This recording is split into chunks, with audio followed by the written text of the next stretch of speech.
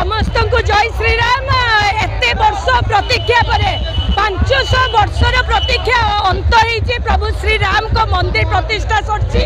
आज देखुवे जो भाव भद्रक रे रामंक नाम रामंक ध्वनि रे चारिआडे प्रकम्पित होची। एटा केवल ओडिशा रे नुह सारा एशिया रे ये गोटे बृहत्तम रामनवमी पालन करा जाए। धन्यवाद देवी भद्रकवासी को समस्ते बढ़ी चढ़ी की अंशग्रहण कर उत्साह भक्तिपूर्ण वातावरण आपण मैंने देखिपे।